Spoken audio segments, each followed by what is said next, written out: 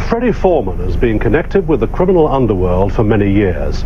Now at 64, he's decided to tell his story in his autobiography subtitled The Managing Director of British Crime.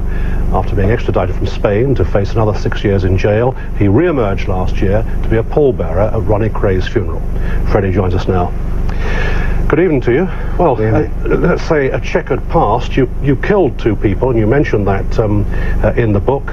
You stood trial for the murder and got away with it. Why did they have to die? Why did you shoot them?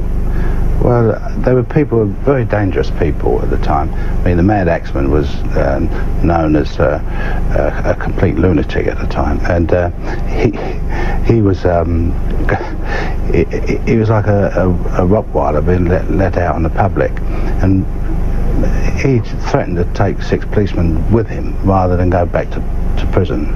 I mean, the man was completely dangerous and not safe to walk the streets. Well, you make it sound like a public service. It was. I was even offered by certain prison officers and governors of prisons that turned around and said, if you actually did this, Fred, you need a medal the size of a dustbin lid. So that was their... What about the other one? Well, that was a revenge killing. Because the man had shot my brother at point-blank range with a shotgun and in front of his wife and children. And it was a matter of revenge, really. You see, the danger is people say, well, you make this sound almost romantic, as though you're some sort of Robin Hood going around and getting rid of people who don't deserve to live. Yeah. Well, they were the only 2 cases, but I mean, people go to war. It was a war zone then. It was like people going out to fight in the Falklands, and they were the enemy, and it was either they got to you first or you got to them, and that was exactly what it was. Did you, apart from the 2 people that you killed, I mean that's enough for most people, but did you have a period of violent crime? Was it always violent crime? Were you the hitman, as it were? No, not at all. That was purely personal. The other was all business, and violence was a thing I tried to avoid. I mean, are you saying, like some people do say, particularly old lags, as it were, and old criminals, that this was a sort of little gangland thing and didn't impinge on ordinary members of society? But you stole from people, didn't you, ordinary members of society? No, never, no. We didn't steal. There was no mugging or breaking into people's houses those days. It was big business, and people that could afford it. They was covered with insurance, and I didn't feel any guilt about stealing their money from the establishment. What about the 2 people that you bumped off? Some of their relatives must still be alive. Do you ever have a restless night wondering whether there could be a reprisal of some sort? No, not in the least. No worries whatsoever. Is that because they would have accepted that this was inevitable, or what? Well, it was part of the course. They expected that sort of reprisal. If somebody did something serious, some criminal act towards you, then naturally they expected the comeback.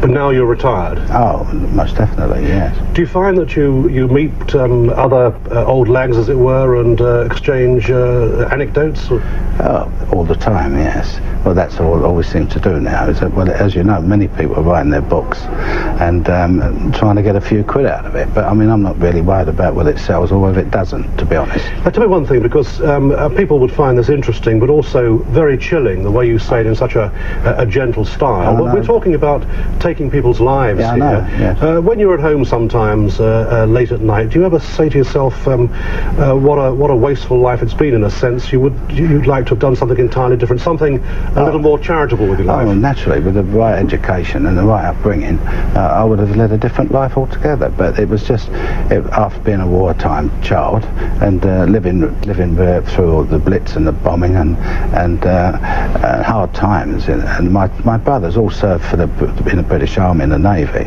4 of them, and they was in about 11 campaigns during the war, and I think they served their country well enough. And my family can hold its head up.